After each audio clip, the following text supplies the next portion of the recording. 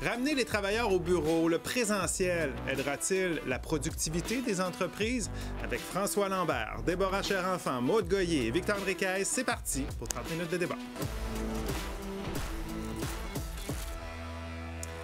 Pas juste les élèves et les étudiants qui ont droit à une rentrée cet automne. En ce lundi de la fête du travail, il y a de nombreux travailleurs qui se préparent aussi à leur rentrée en présentiel au bureau.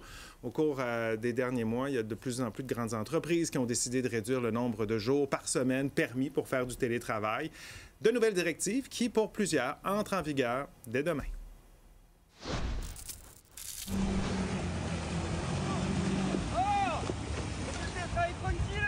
Fini les brassées de lavage et le ménage entre deux réunions. Après 5 ans de télétravail, de plus en plus de grandes entreprises exigent maintenant le retour au travail en présentiel. C'est le cas des institutions financières comme la Banque Royale, la Banque Scotia et BMO qui, cet été, ont fait savoir à leurs employés qu'ils devront remettre les pieds au bureau au moins 4 jours semaine, et ce, dès septembre. C'est bien d'avoir l'ambiance d'équipe, etc. au quotidien, de faire partie d'une structure aussi. Mais en même temps, c'est bien, par exemple, d'avoir des petits jours où on peut venir un peu manger au parc, etc. Car le télétravail n'a pas perdu ses avantages. Pour les employés, il y a évidemment la flexibilité des horaires, la réduction des coûts et du temps de transport. Pour les organisations, il y a aussi beaucoup d'avantages, notamment ça leur permet d'élargir leur bassin de recrutement. Un récent sondage de la firme KPMG révèle que 83 % des PDG d'entreprises canadiennes se préparent à imposer un retour en présentiel à temps plein d'ici 3 ans. Les désavantages qui reviennent souvent au niveau du télétravail, c'est au niveau personnel, c'est l'isolement social. Pour l'organisation, souvent, ils ont peur d'avoir une perte d'engagement ou une diminution de la culture de l'entreprise. En Ontario, le gouvernement de Doug Ford va aussi imposer à ses fonctionnaires le travail au bureau 4 jours par semaine à compter du mois d'octobre, avant d'obliger le présentiel à temps plein en janvier. It's time to bring people back to work, that they can be mentored, they can collaborate. It's a lot easier looking at someone in the eye. Des changements avec lesquels les fonctionnaires québécois n'auront pas à composer de sitôt, puisque dans la province, le travail en présentiel est encore imposé que 2 jours par semaine. Le présentiel, le télétravail, ça crée des frictions, ça fait jaser. C'est notre question ce soir. Est-ce que vous êtes pour ou contre le travail en présentiel obligatoire 4 jours par semaine? Premier tour de table. François, qu'est-ce que tu en penses? Bien, je suis pour le retour des gens en présentiel. Pourquoi? Parce que c'est pas fait pour tout le monde. Et dans des grandes organisations, gérer des exceptions, c'est pas gérable. Donc, tu es obligé d'y aller, de ramener tout le monde, donc mur à mur. Déborah? Je suis pour parce que je pense que ça a gagné du terrain, les modes de travail hybrides. Moi-même, j'en suis une grande utilisatrice et je trouve que ça favorise un équilibre de vie. Mais à un moment donné, je pense que c'est important, le présentiel, donc le retour au travail, parce qu'au cours des dernières années, donc on va dire à partir de la pandémie, ça a quand même fragilisé la performance, ça a dilué la culture d'entreprise et ça a aussi beaucoup fragmenté les équipes. Donc je pense que pour rééquilibrer nos façons de travailler et de collaborer, le travail présentiel, c'est plus important. C'est moi ou j'ai l'impression que ton cœur est en télétravail et ta tête en présentiel? Ma tête est en... Tu as très bien dit, Michel. Merci, je vais l'utiliser dans ma bio. Je vais l'utiliser dans ma bio. Ce sera pas long, on va la ramener. Oui, c'est ça, exactement, ça sent bien. Maude, moi, je suis contre parce que je pense que le télétravail a encore sa place. Puis c'est contrairement à ce que les croyances, je pense que ça affecte pas la productivité. Et je pense que c'est aux entreprises, selon leur historique, leur maturité, le nombre d'employés, le secteur d'activité, mais aussi la nature du poste, l'autonomie de l'employé, à décider s'ils sont en télétravail ou pas. Moi, c'est le obligatoire. Là. Je crois à la base flexible et voilà. Qu'on impose, ça te dérange. Oui, c'est ça, oui. Victor? Je suis contre parce que Maud a parlé du mot obligatoire. Moi, ce qui me dérange, c'est aussi le mot directive. On a passé une pandémie à demander aux gens, en un claquement de doigts, partir en télétravail. Et là, on voudrait les ramener avec une directive simple, sans explication, sans délai. Et surtout, sans le donner le temps aux gens de s'adapter. Alors, notre plan... Que ça va être le fun, ce débat. On a besoin de plus d'une demi-heure, Michel. On est prêt. Plan du compte, vous situez où? On veut le voir, parce que notre question est sur nouveau.info depuis 17h. En ce début d'émission, en fait, avant 22h30, ça ressemblait à quoi? Ceci, 67 % des internautes sont en faveur du télétravail. Du travail en présentiel obligatoire à raison de 4 jours par semaine, contre 33 % donc des internautes qui s'y opposent. Vous n'avez pas encore répondu à la question. À partir de là, on commence. Vous répondez à la question, écoutez un peu les arguments des débatteurs et ensuite, vous pouvez commenter par courriel sur X ou sur Blue Sky. On veut vous lire en fin d'émission. Et vous savez, si vous êtes avec nous depuis la semaine dernière, nouveauté cette saison, on vous invite, en plus de répondre à la question, de nous dire quel débatteur a les meilleurs arguments ce soir. Alors, peut-être prenez le temps de les écouter un peu avant d'aller répondre à la question. Ils font déjà du charme. Je vous rappelle que vous avez accès à votre interrupteur. Gênez-vous pas pour vous en servir. C'est toujours très pratique. Ça a déjà beaucoup résonné au cours de la semaine dernière. Bon, allons-y un peu là-dessus. J'ai envie de commencer avec toi parce que j'ai senti mon ce dilemme. tiraillement. Effectivement. Ce qui t'amène, ton principal argument, c'est quoi? La productivité? Tu y crois, ça? C'est un mélange d'arguments parce que je pense qu'en bout de ligne, après les 5 ans, donc on va considérer à partir de la pandémie, Victor le disait, donc il y a eu ce choc-là pour tout le monde où on a, dans une plus grande mesure, utilisé le télétravail. Donc, ceci étant dit, je pense que ce soit à l'atteinte à la productivité, à la performance, qui ne sont pas les mêmes éléments, à la cohésion d'équipe, à l'innovation aussi, et en bout de ligne, j'ai envie de dire, à la survie des entreprises de notre économie. Et c'est pourquoi je suis tiraillée, c'est parce que moi-même, et c'est un grand paradoxe, je suis en télétravail depuis les 5 dernières années. Je suis principalement en télétravail, mais je réalise les limites de ce télétravail et je réalise les limites de ma productivité en télétravail. Donc, c'est pourquoi je suis en faveur aujourd'hui du travail en présentiel et ce retour à 4 jours. J'ai marqué le mot limite, on va y revenir. Oui.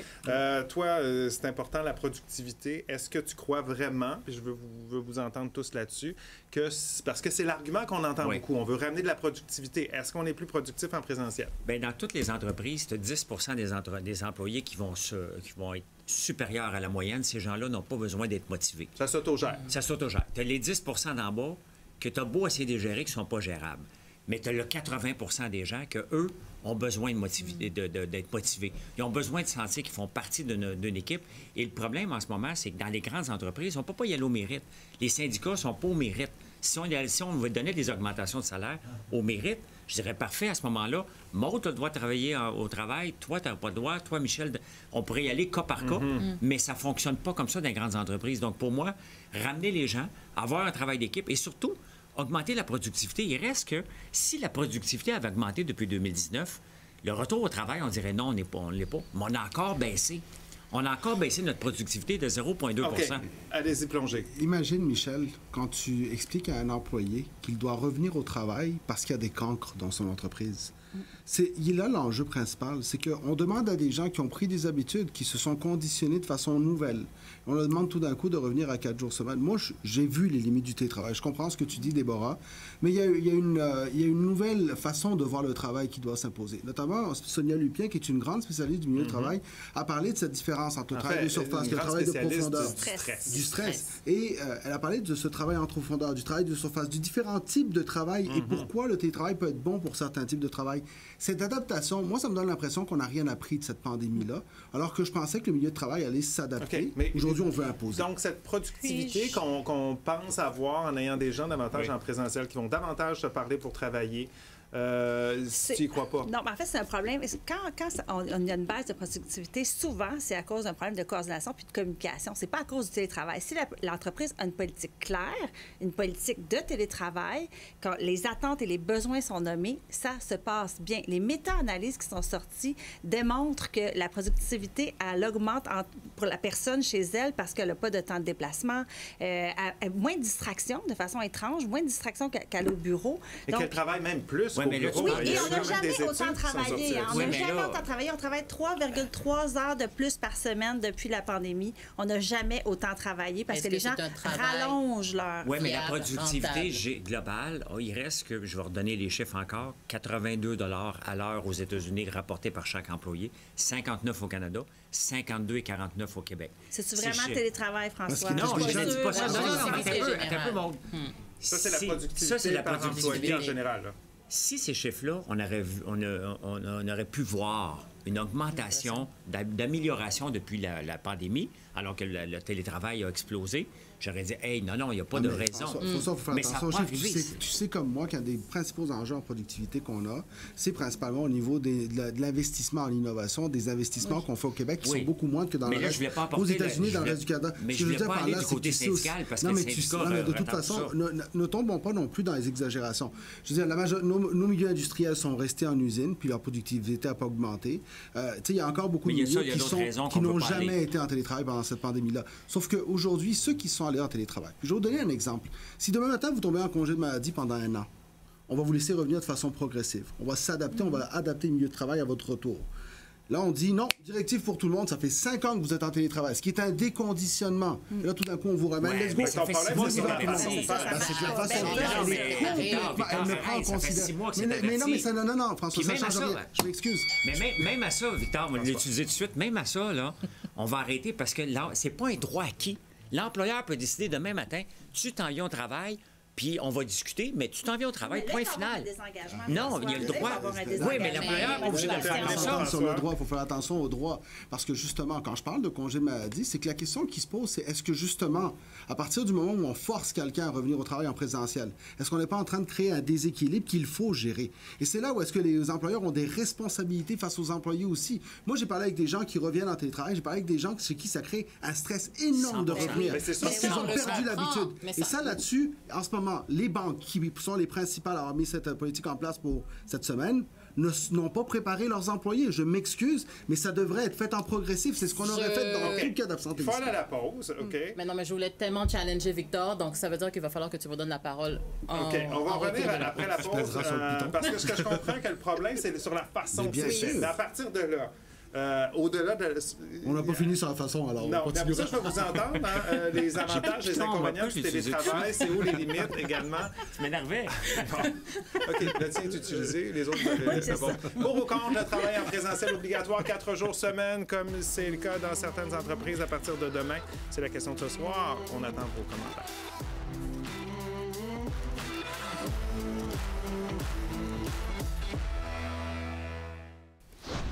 On est de retour au débatteur. Je vous rappelle notre question de ce soir, pour ou contre le travail en présentiel, donc au bureau, obligatoire 4 jours semaine, comme ce sera le cas dans plusieurs grandes entreprises à compter de demain. Allez répondre à la question. N'oubliez pas de commenter également et nous dire quel débatteur a les meilleurs arguments selon vous. J'avais promis un droit de réplique. Tu as plusieurs points. Je te laisse en choisir un.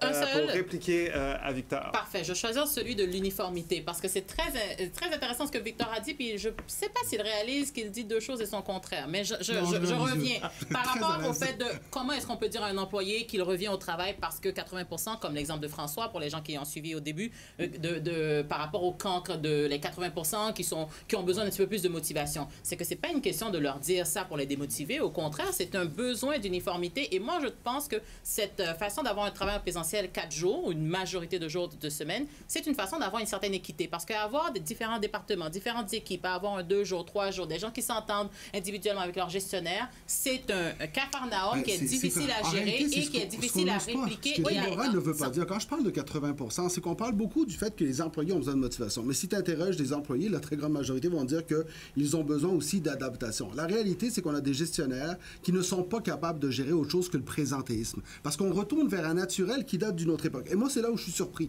J'aurais pensé que la pandémie nous apprendrait à gérer autrement. Donc, on est encore une époque où on gère par nombre d'heures. On ne sait pas gérer. On ne sait pas gérer autre chose que tu es rentré à 8 heures, tu es parti à 5 heures. C'est tout ce qu'on sait gérer.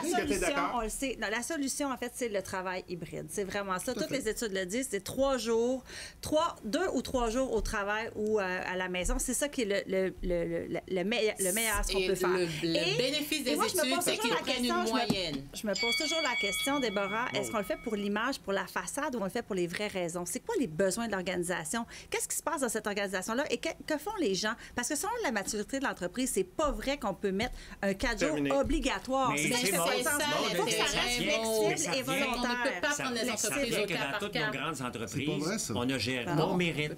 Les syndicats ne veulent pas aller au mérite. On donne des augmentations de salaire basées sur 3 mais à tout le François, monde. dire Donc, c'est certain que si on ne travaille pas sur le mérite... flexible et volontaire. Oui, mais on tu peut peux pas dire faire on ça parce que l'impose, si on on peut le n'accepte pas faire. que l'augmentation de Victor soit plus élevée que la mienne, bien à ce moment-là, on ne va pas y aller au mérite. On ne peut pas y aller au mérite pour dire, toi, tu mérites de travailler à la maison. Donc, étant donné qu'on n'y va pas pour le reste... Est-ce que c'est une question de mérite ou c'est une question de possibilité en fonction des gens?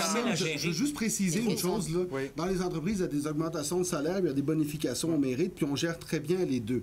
À un moment donné aussi, il faut voir que ce n'est pas tout le monde. C'est pas tout le monde dans les entreprises qui ont les mêmes types de travail. Non, c'est ça. À un moment donné, C'est exactement là, ce tout que le je monde voulais en en même temps. venir. On ne parle pas des petites OK. entreprises, là. Si on dit que, justement, tout le monde n'a pas le même genre de travail, il y a du travail qui peut se faire. T'sais, moi, je voudrais bien essayer de faire du télétravail. Exactement. Pas sûr que mon boss va dire non, je veux pas que tu fasses ça avec une webcam de chez vous, une émission comme celle-là. C'est pas possible. Il faut qu'on C'est soit définitivement pas présentiel. possible, et c'est Tu as là parlé où- de limites. Tout Je à veux fait. t'entendre là-dessus. Tu en Des as fait limites du du- télétravail. Tu me diras les avantages, toi qui en fais 100%. toujours. Limite de ne pas pouvoir réfléchir, travailler, penser, brainstormer en bon français avec une équipe. Ça, c'est une limite de ne pas pouvoir voir les gens au quotidien. Limite de socialement, effectivement. Limite de la productivité. Je n'ai pas lu toutes les études auxquelles Maude fait référence. Oui, je peux comprendre qu'on puisse travailler plus longtemps dans notre journée parce qu'effectivement, on s'est arrêté pour regarder le ciel, faire une marche santé, faire notre lessive. Mais à un moment donné, c'est clair que la productivité aussi, quand on l'étire sur la journée, on étire aussi le résultat de notre productivité. Donc, moi, je pense que ça c'est la limite du télétravail. Mais je trouve que Déborah, tu vas un peu avec des clichés, là, regarder le ciel. Vous êtes dans les anecdotes depuis le début de ce débat. Il fallait bien que je suive votre cadence. Moi, je trouve... Bon, je suis pas d'accord non plus. Moi, je pense que pour la conciliation travail-famille, on a moins de déplacements. Pour l'environnement aussi, on n'en parle pas, mais c'est quand même un argument. Moins de trafic, moins de gens sur les routes, c'est mieux. Et finalement, c'est de trouver son rythme à soi. Il y a des gens qui travaillent, qui sont plus productifs le matin. Il y en a d'autres, il y en a que c'est la nuit, il y en a que c'est le soir, peu importe. Mais on trouve notre rythme. Donc, de moduler les heures d'intensité et au final, dans on le travaille travail. plus. Je suis désolée, et moi, ce n'est même pas contre l'argument de Maude ou contre Maude, mais c'est tellement un débat ou une conversation de privilégiés parce que c'est pas toutes les industries, c'est pas tous les rôles qui peuvent se priver et se permettre un télétravail. Donc, quand on parle d'équilibre de vie, de ça va faciliter le transport en commun, je suis désolée, Michel vient de le dire. C'est un avantage, c'est un privilège, c'est pas un droit, c'est pas. Il faut qu'on puisse le permettre à tout le monde. Excusez-moi, quand il a fallu que les employés prennent de l'espace chez eux, s'installent leur système, mettent en place, changent leur appartement et leur milieu de vie pour adapter des entreprises qui avaient besoin d'eux pour survivre, à ce moment-là, tout d'un coup, c'était pas un privilège. Je vais juste finir. Le droit, il est des deux côtés. C'est là où, à un moment donné, il faut respecter les droits de... Non, je ne l'ai pas brûlé. Les droits les uns des autres, il faut aussi les respecter. À ce moment-ci, le problème, c'est qu'on n'est pas basé sur des spécialistes, on est basé sur un besoin de contrôle et une culture du présentisme. La réalité, c'est que les spécialistes parlent de 3 jours, 2 jours, parlent de travail en profondeur, travail en surface. On va revenir à un chiffre qui est important. Des différenciations importantes. Les parapublics et les publics regardent le nombre d'employés qui a explosé. Il faut falloir se poser des questions avec le nombre d'employés qui a explosé puis le télétravail. Est-ce qu'il y a un lien? Il vient de sortir productivité au fédéral, 4,5 170 000 nouveaux employés au public, fédéral, provincial, municipal. Mais c'est une décision d'élu. Tu peux pas mettre ça sur le dos des employés. C'est pas une question de télétravail. Non, mais il faut se poser comme question. Est-ce qu'on a rajouté des gens parce qu'il y a moins de gens? De 4,5 C'est juste qu'il faut aller à la pause. Commentaire de Simon. On va mettre des limites des fois. Commentaire de Simon, il dit qu'il est contre, surtout dans un contexte où le gouvernement cherche à économiser, arrêter de payer pour des bureaux. C'est une économie facile. Alors, commentaire de Simon, au retour, on aura d'autres commentaires. On verra si l'aiguille a bougé. Vous n'avez pas parlé de l'état de santé de nos centres-villes parce qu'il y a des gros buildings, on pense aux banques, tout ça. Je pensais qu'elle l'entend. Petite réaction au retour. On s'arrête.